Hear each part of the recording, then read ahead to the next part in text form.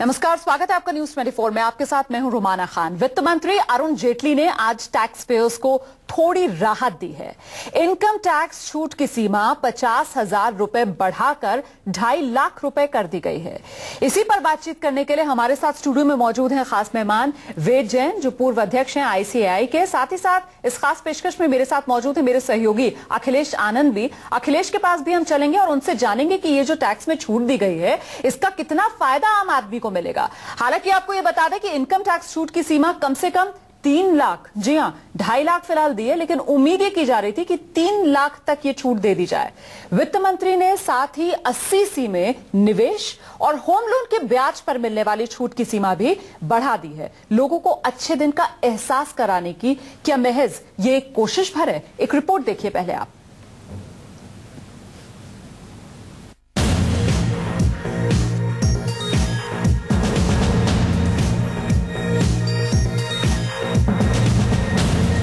मोदी सरकार के पहले बजट से अच्छे दिनों की उम्मीद लगाए टैक्स पेयर्स को थोड़ा फायदा मिला है।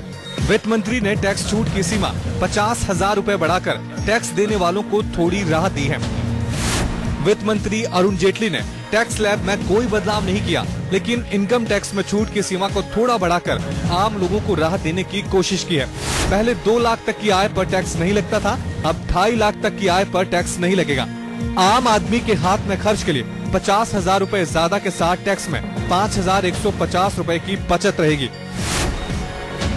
छोटे एवं सीमांत करदाताओं और वरिष्ठ नागरिकों को राहत प्रदान करने के लिए मैं 60 वर्ष से कम आयु के वेस्टी करदाताओं के संबंध में व्यक्तिगत आयकर छूट सीमा 50,000 रुपए बढ़ाकर 2 लाख रुपए से 2.5 लाख रुपए करने का प्रस्ताव करता हूं। इनकम टैक्स में छूट के साथ ही वित्त मंत्री ने आम लोगों को थोड़ी और राहत देते हुए इनकम टैक्स एक्ट के सेक्शन 80C के तहत छूट की सीमा बढ़ा दी है।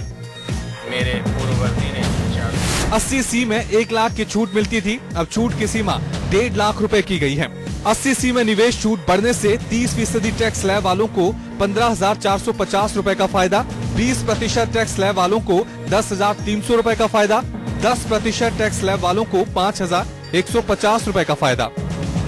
इस छूट से लोग और अधिक बचत कर सकेंगे। आवास अत्यधिक वित्त पोषण की लागत के चलते मध्य और निम्न वर्ग के लिए चिंता का क्षेत्र बना हुआ है। अतः इस भार को कम करने के लिए मैं स्वयं अधिभोगित आवास संपत्ति के संबंध में ऋण पर ब्याज मध्य की जाने वाली कटौती सीमा 1,50,000 रुपए से बढ़ाकर 2 लाख रुपए करने का प्रस्ताव करता हूं। वित्त मंत्री ने होम लोन के इंटरेस्ट पर मिलने वाली छूट की सीमा में भी 50,000 की बढ़ोतरी की है। पहले होम लोन के ब्याज पर 1.5 लाख की छूट मिलती थी, अब छूट की सीमा 2 लाख रुपए की गई। 30% टैक्स स्लैब वालों को 15,450 रुपए का फायदा, 20% टैक्स स्लैब वालों को 10,300 रुपए का फायदा, 10% टैक्स स्लैब वालों को 5,150 रुपए का फायदा।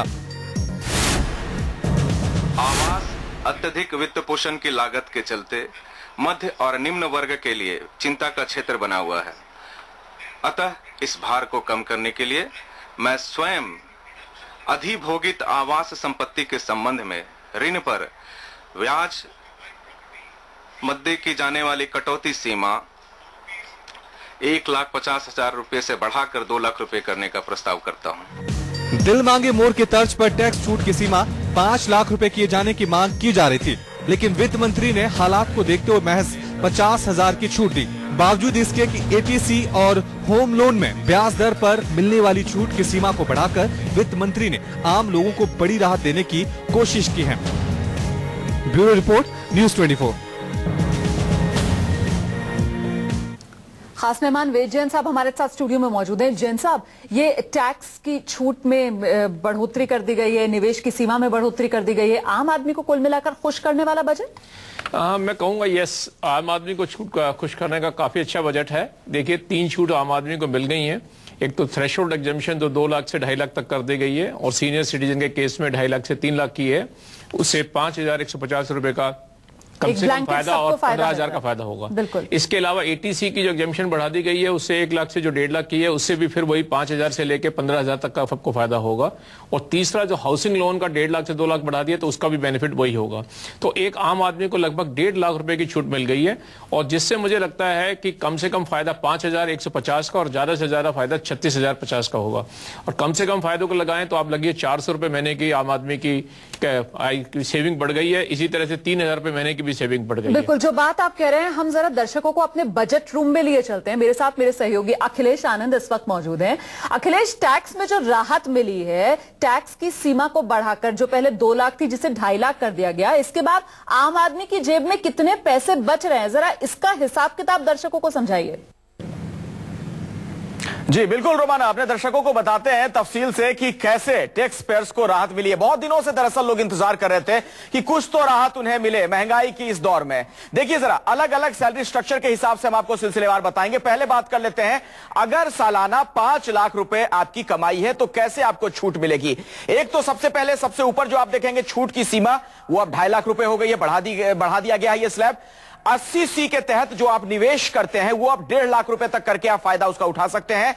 होम लोन ब्याज पर आप छूट 1 लाख रुपए पाएंगे। तो कुल मिलाकर यहां पर आप देखिए बचत करते हैं साल में 5,150 रुपए की। अगर 5 लाख रुपए आप साल में कमाते हैं तो 5,150 रुपए की बचत आप करेंगे इस नए स्लैब की वजह से। इसके अलावा ये तो बात हमने की 5 लाख रुपए अगर आप कमाते हैं साल में। 8 लाख रुपए की अगर सालाना आपकी कमाई है, देखिए किस तरीके से यहां पर आप ये आंकड़े देखेंगे, छूट 2.5 लाख रुपए तक। इसके अलावा निवेश की बात की जाए, 80C के तहत जो निवेश करते थे यहां भी ये सीमा बढ़ा दी गई है, 1.5 लाख रुपए तक निवेश करके आप इसका फायदा उठा सकते हैं। होम लोन ब्याज पर 2 लाख रुपए छूट आप यहां पर पाएंगे। 1 लाख रुपए पर टैक्स जो बनता है वो देखिए क्या है, 10,300 रुपए। तो यहां जो आप बचत करते हैं वो तस्वीर जो देखेंगे आप, 15,450 रुपए की बचत आपकी तब होती है अगर सालाना 8 लाख रुपए की आपकी कमाई है।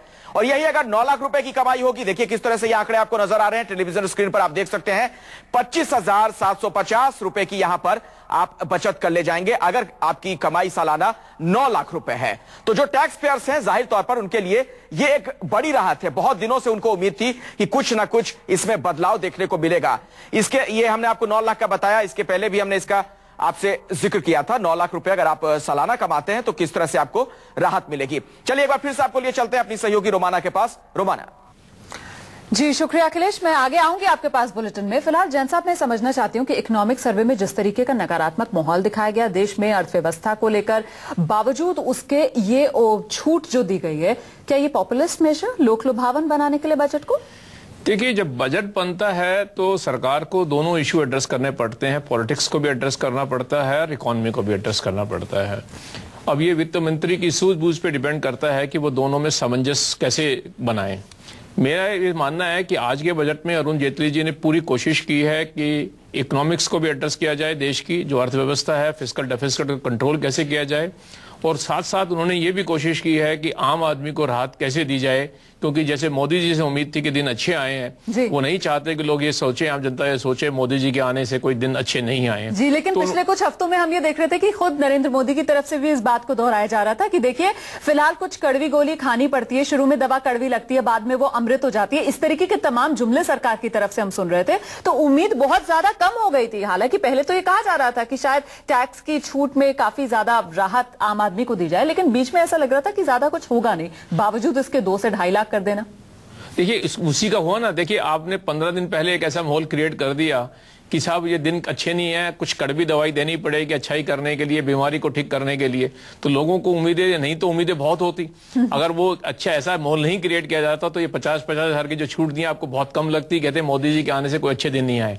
तो मुझे ऐसा लगता है कि पिछले 10-15 दिन में जैसे कि एक माहौल तैयार किया गया, उसमें ये ऑलमोस्ट सबने रियलाइज कर लिया था कि इस बजट में बहुत ज्यादा छूट आने वाली नहीं है। तो आज की डेट में ये छूट मिलने से सबको ऐसा लग रहा है कि हाँ कुछ छूट मिली है और मोदी जी ने कुछ किया है। अदरवाइज डायरेक्ट टैक्स कोड में प्रोविजन था कि 5 लाख तक की इनकम पे कोई टैक्स नहीं लगना चाहिए, अभी 2.5 लाख तक का प्रोविजन है। हो सकता है आने वाले टाइम में अगले बजट में 2015 का 2016 के बजट में वो सीलिंग फिर बढ़ाई जाएगी, लेकिन ये कोशिश की गई है पॉलिटिक्स और इकोनॉमिक्स दोनों को एड्रेस करने की। पॉपुलिस्टिक मेजर थोड़ा सा तो है जब हम कहते हैं कि थ्रेशोल्ड लिमिट बढ़ाई है, लेकिन शायद वो जरूरत भी थी क्योंकि लोगों की उम्मीदें बहुत ज्यादा थी, जिस तरीके से आप खुद ही बता रहे हैं। तो कुल मिलाकर क्या माना जाए, ये एक तरीके से एक हेडलाइंस बजट? नहीं, मैं देखिए क्या है कि मैंने कहा ना, पॉलिटिक्स और इकोनॉमी को दोनों का एड्रेस किया है। जैसे थ्रेशोल्ड जो इंटरेस्ट की जो एग्जम्पशन है 1.5 लाख से 2 लाख बढ़ाई है, आम आदमी को तो इससे राहत मिलती है कि 50,000 की छूट मिलती है। रियल एस्टेट सेक्टर को इससे बूस्ट मिलता है ताकि आज की डेट में जो कॉर्पोरेट हैं जो रियल एस्टेट में लगे हैं उनकी इन्वेस्टमेंट बढ़ेगी और रियल एस्टेट में डिमांड आएगी। जब रियल एस्टेट में डिमांड आएगी तो सीमेंट और स्टील और जो अलाइड इंडस्ट्री है, स्किल्ड अनस्किल्ड लेबर है, उन सबको एम्प्लॉयमेंट मिलेगी। वो होने से देश की इकोनॉमी को ग्रोथ मिलेगी। देश की इकोनॉमी बढ़ती है तो जीडीपी बढ़ता है, जीडीपी बढ़ता है तो सरकार के रिसोर्सेज, टैक्सेस सब बढ़ते हैं। तो विन विन सिचुएशन है सरकार के लिए भी, आम आदमी के लिए भी और कॉर्पोरेट्स के लिए। तो इन तीनों इश्यू को एड्रेस कर दिया आपने 1.5 लाख से 2 लाख का बढ़ा के एग्जम्पशन। इसी तरह से जब आपने एटीसी की एग्जम्पशन की बात की 1 से 1.5 लाख की, तो आम आदमी को तो एक छूट मिल गई कि अगर वो निवेश करता है तो उसको टैक्स में राहत मिलती है। जब निवेश करता है तो पीपीएफ का पैसा और जो प्रीमियम का पैसा है वो सरकार के पास इंफ्रास्ट्रक्चर के रूप में फंड अवेलेबल हो जाता है। तो यहाँ पर भी वो विन विन सिचुएशन हो जाती है। पीपीएफ में आपने सीमा जो है वो 1 लाख से बढ़ाकर 1.5 लाख कर दी, आम आदमी इन्वेस्ट कर रहा है और साथ ही वो पैसा घूम फिर कर फिर से सरकार के पास। सरकार पे नहीं आ रहा, वो सरकार उसको डेवलपमेंट के लिए लगाएगी, वो ग्रोथ के लिए काम आएगा, इंफ्रास्ट्रक्चर के लिए काम आएगा, सरकार को जो जरूरत पड़ेगी। मतलब लिक्विडिटी तो बढ़ रही है उससे। उससे रिसोर्सेज बढ़ते हैं सरकार की इकोनॉमी को। मैंने कहा ना, वित्त मंत्री की पूरी कोशिश ये होती है कि वो बजट को एक दिशा दे और उस शेप में ले जाने की कोशिश करे कि हर आदमी को लगे कि उसको कुछ मिला है, लेकिन अल्टीमेट गेम है कि आप इकोनॉमी को कैसे बढ़ाएंगे, कैसे देंगे। देश की हर समस्या हल हो सकती है अगर इकोनॉमी ग्रो करे, क्योंकि अगर जीडीपी ग्रो को कुछ मिला है, लेकिन अल्टीमेट गेम है कि आप इकोनॉमी को कैसे बढ़ाएंगे, कैसे देंगे। देश की हर समस्या हल हो सकती है अगर इकोनॉमी ग्रो करे, क्योंकि अगर जीडीपी ग्रो करता है तो सरकार के रिसोर्सेज बढ़ जाएंगे। जैसे वित्त मंत्री ने वादा किया कि 2018 तक सैनिटेशन के बारे में 100% सैनिटेशन की बात कर रहे हैं। वो कहां से पॉसिबल होगा कि इतना जो बजट चाहिए इसके लिए, वो तभी पॉसिबल हो सकता है जब सरकार के रिसोर्सेज बढ़ेंगे। रिसोर्सेज कब बढ़ेंगे कि सरकार की जो रेवेन्यू है डायरेक्ट टैक्स से इनडायरेक्ट टैक्स से बढ़ेगी। डायरेक्ट टैक्स और इनडायरेक्ट टैक्स की रेवेन्यू कब ज्यादा आएगी? जब इंडस्ट्री ग्रो करेगी और इंडस्ट्री पैसा ज्यादा कमाएगी, तो वो ज्यादा कमाएगी तो उससे ग्रोथ आएगी, टैक्सेस बढ़ेंगे और सरकार को जो एजेंडा, सोशल एजेंडा है, सरकार का जो वेलफेयर का एजेंडा है, सरकार का जो एजेंडा आम आदमी को राहत पहुंचाने का, वो उसमें सक्सेस हो जाएगी सरकार। बिल्कुल, और आम आदमी को राहत पहुंचाने के एजेंडे में शायद महंगाई काबू करना ये भी सरकार के एजेंडे में काफी ऊपर, क्योंकि महंगाई एक ऐसी बीमारी कहना चाहिए जिसके से सीधा असर आम आदमी पर पड़ता है और बहुत ही नकारात्मक छवि सरकार की बनती है कहीं ना कहीं, क्योंकि इंसान इस उम्मीद के साथ आम आदमी ने मोदी सरकार को चुना कि महंगाई बहुत ज्यादा है, महंगाई से त्रस्त, अब की बार मोदी सरकार बहुत हुई महंगाई की बार, ये तमाम तरीके के नारे हमने जैन साहब सुने। तो उसी के मद्देनजर ये जो एक महंगाई फंड बना दिया गया है सरकार की तरफ से। देखिए, इस बजट में भी महंगाई को एड्रेस करने की कोशिश की है। महंगाई क्यों आती है? महंगाई आती है जब सरकार की पैसे की सप्लाई सरकार की आमदनी से बढ़ जाए, यानी कि जब हम करेंसी या नोट प्रिंट करने शुरू कर दें। तो आज फिस्कल डेफिसिट अगर कंट्रोल करते हैं तो इसका मतलब है कि सरकार का जो खर्चा है सरकार की आमदनी के बराबर हो जाएगा। उससे क्या होगी? सप्लाई रुकेगी पैसे की, तो उससे आपकी जो महंगाई बढ़ रही है वो रुक जाएगी। उसी तरह से सरकार कोशिश कर रही है कि जो आज की डेट में ये फंड बनाए हैं, उन्होंने दो एड्रेस किए हैं वित्त मंत्री जी ने। एक तो उन्होंने कहा है कि 500 करोड़ को उन्होंने फंड बनाया है कि अगर किसी स्टेट पे कोई शॉर्टेज होती है, कुछ महंगाई आती है, तो उस पैसे को यूज करेंगे। सेकंड, उन्होंने एग्रीकल्चर सेक्टर के लिए भी कहा है कि सरकार डायरेक्ट इंटरवेंशन भी करेगी अगर किसी स्टेज पे सरकार को लगता है कि एग्रीकल्चर के बारे में कोई इंबैलेंस होने की कोशिश हो रही है। तो वो एक मैसेज दे रही है सरकार की हम महंगाई नहीं आने देंगे, आर्टिफिशियल जैसे महंगाई कहते हैं। लेकिन at the end of the day महंगाई क्यों आती है? There is a difference with the supply and the demand. And demand क्यों अराइज होती है कि जब ज्यादा पैसा उस पैसे एक चीज को चेज करेगा तो उसकी वजह से महंगाई आती है। तो अगर आप अपना fiscal deficit, fiscal discipline maintain कर लेंगे तो महंगाई ऑटोमेटिकली कंट्रोल हो जाएगी।